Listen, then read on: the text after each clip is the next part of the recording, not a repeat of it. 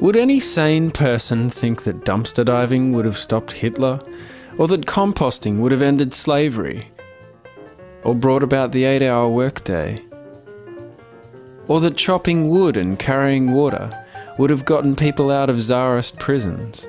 Or that dancing around a fire would have helped put in place the Voting Rights Act of 1957 or the Civil Rights Act of 1964? Then why now, with all the world at stake, do so many people retreat into these entirely personal solutions?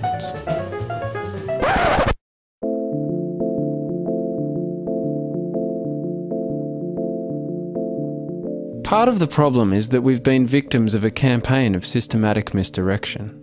Consumer culture and the capitalist mindset have taught us to substitute acts of personal lifestyle choices for organised political resistance. The same is true for spiritual enlightenment. This is not organised political resistance. An inconvenient truth helped raise consciousness about global warming. But did you notice that all of the solutions presented had to do with personal consumption, changing light bulbs, inflating tyres, driving half as much, and had nothing to do with shifting power away from corporations or stopping the growth economy that is destroying the planet? Each one of us is a cause of global warming, but each of us can make choices to change that. With the things we buy, the electricity we use, the cars we drive, we can make choices to bring our individual carbon emissions to zero. But even if every person in the United States did everything the movie suggested, US carbon emissions would fall by only 22%. And scientific consensus is that emissions must be reduced by at least 75% worldwide. Or let's talk water. We so often hear that the world is running out of water. People are dying from lack of water. Rivers are dewatered from lack of water. And while this is true, we're told that because of this, we must take shorter showers. But see the disconnect? Because I take showers, I'm responsible for drawing down aquifers? Well, no. More than 90% of the water used by humans is used by agriculture and industry. The remaining 10% is split between municipalities and actual living, breathing individual humans. Collectively, municipal golf courses use as much water as municipal human beings. That's insane. People, both human people and fish people, aren't dying because the world is running out of water. They're dying because the water is being stolen.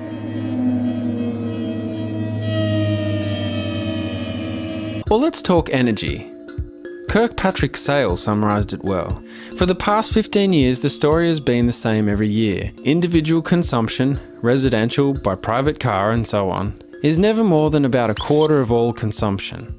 The vast majority is commercial, industrial, corporate, by agribusiness and government. He forgot the military. So even if we all took up cycling and wood stoves, it would have a negligible impact on energy use, global warming and atmospheric pollution.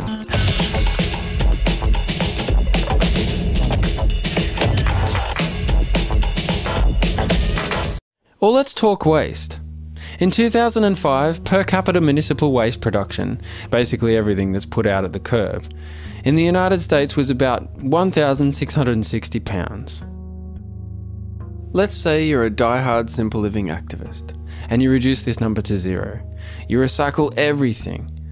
You bring cloth bags shopping. You fix your toaster. Your toes poke out of your old tennis shoes. You're not done yet though.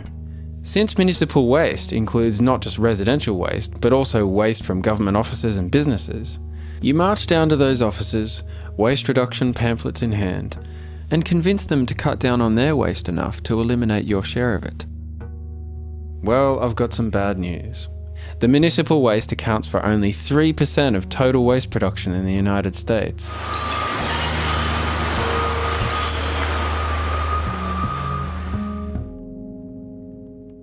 I want to be clear. I'm not saying that we shouldn't live simply. I live reasonably simply myself. But I don't pretend that not buying much, or not driving much, or not having kids is a powerful political act, or that it's deeply revolutionary. Because it isn't. Personal change does not equal social change. So how then, and especially with all the world at stake, have we come to accept these utterly insufficient responses? I think part of it is that we're in a double bind.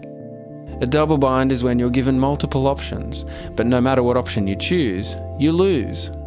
And withdrawal is not an option. At this point, it should be pretty easy to recognise that every action involving the industrial economy is destructive. And we shouldn't pretend that solar photovoltaics, for example, exempt us from this. They still require mining and transportation infrastructures at every point in the production process. The same can be said for every other so-called green technology.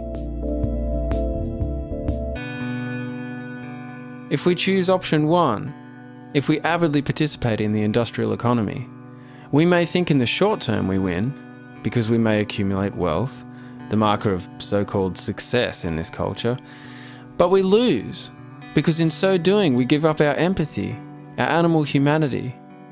And we really lose because industrial civilization is killing the planet, which means everyone loses.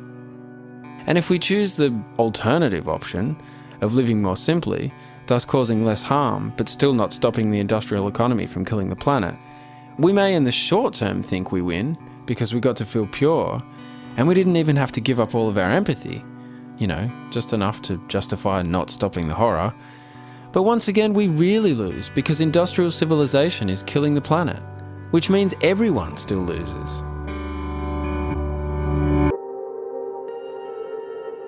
The third option, acting decisively to stop the industrial economy, is very scary for a number of reasons, including but not restricted to the fact that we'd lose some of the luxuries, for example electricity, to which we've grown very accustomed, and the fact that those in power might try to kill us if we seriously impede their ability to exploit the world. None of which alters the fact that it's a better option than a dead planet. Any option is a better option than a dead planet.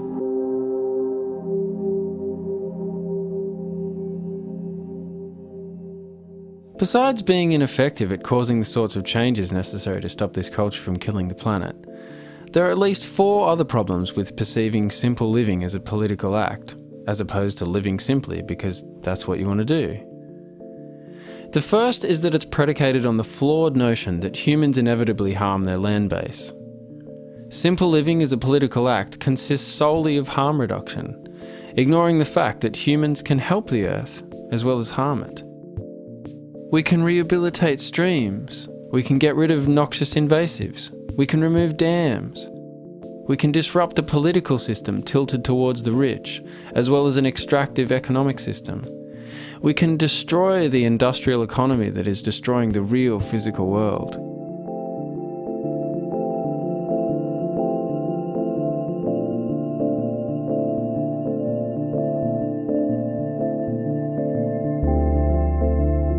The second problem, and this is another big one, is that it incorrectly assigns blame to the individual, and most especially to individuals who are particularly powerless, instead of to those who actually wield power in this system, and to the system itself.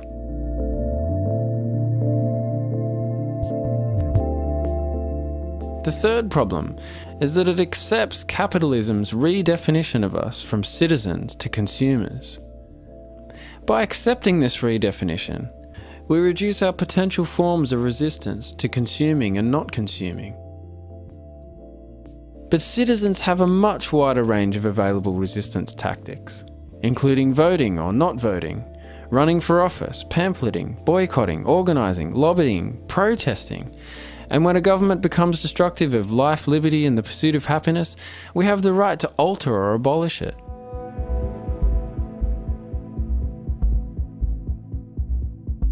The fourth problem is that the end point of the logic behind simple living as a political act is suicide. If every act within an industrial economy is destructive, and if we want to stop this destruction, and if we are unwilling or unable to question, much less destroy, the intellectual, moral, economic and physical infrastructures that cause every act within an industrial economy to be destructive, then we can easily come to believe that we will cause the least destruction possible if we're dead. The good news is that there are other options. We can follow the examples of brave activists who lived through the difficult times I mentioned. Nazi Germany, Tsarist Russia, antebellum United States, who did far more than manifest a form of personal purity. They actively opposed the injustices that surrounded them. We can follow the example of those who remembered that the role of an activist is not to navigate systems of oppressive power with as much personal integrity as possible, but rather to confront and take down those systems.